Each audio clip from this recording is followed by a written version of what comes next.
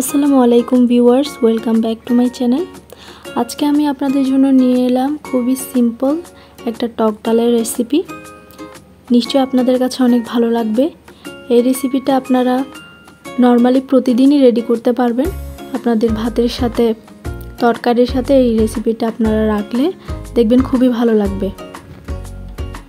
তার জন্য নিয়ে নিলাম মশারির ডাল। মশারির ডালটা আমি ধুয়ে কিছুক্ষণ ভিজিয়ে রেখেছি যাতে একটু ফুলে যায় এবং তাড়াতাড়ি সিদ্ধ হয়। এবার মশারির ডালগুলো পাতিলে নিয়ে তার মধ্যে পেঁয়াজ কুচি দিয়ে দিলাম,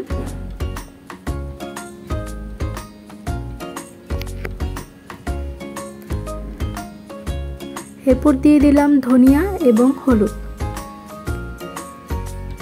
আর কোনো এক্সট্রা মশলার প্রয়োজন হয় না।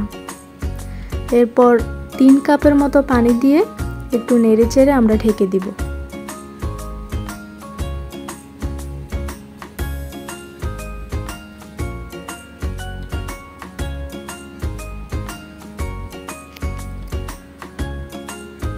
কিছুটা সিদ্ধ হয়ে আসলে এরপর আমরা 3টা টমেটো পেস্ট করে নিব এবং অবশ্যই টমেটোটা একটু টক হতে হবে।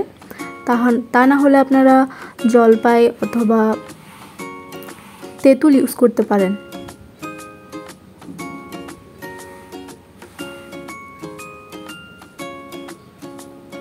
এরপর নেড়েচেড়ে আমরা আবারও ঢাকা দিয়ে দিব।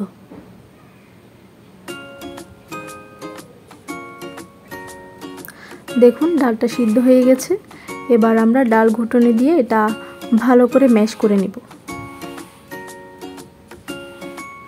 আমার ম্যাশ করা হয়ে গেছে। এবার এতে পরিমাণ মতো পানি দিয়ে দিব। খেয়াল রাখবেন পানিটা যাতে বেশিও না হয় এবং কমও না হয়।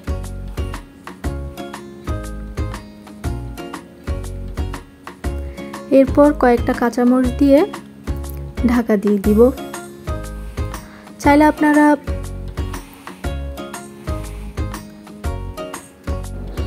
আপনারা তেজপাতা এবং এলাচ অ্যাড করতে পারেন।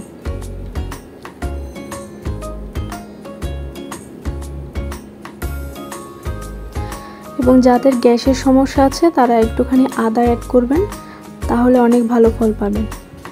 এরপর আমরা বাগার দিব পেঁয়াজ, রসুন এবং কিছুটা পাঁচফোড়ন দিয়ে। পাঁচফোড়নটা অপশনাল। পাঁচফোড়নটা আমি দিয়েছি কারণ আমি বাবুর আম্মু, আর দুধ বাড়ার জন্য আমার পাঁচফোড়নটা খাইতে হয়।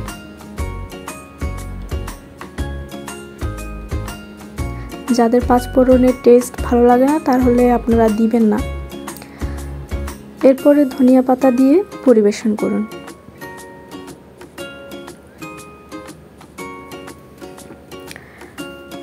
দেখুন রেডি হয়ে গিয়েছে আমাদের টক ডাল। আশা করি অনেক ভালো লাগবে। আমার ভিডিওটি ভালো লাগলে প্লিজ সাবস্ক্রাইব করুন এবং লাইক, কমেন্ট, শেয়ার করুন। কোনো কিছু জানতে চাইলে অবশ্যই কমেন্ট করুন, আমি জানাতে চেষ্টা করব। ধন্যবাদ ভিউয়ার্স।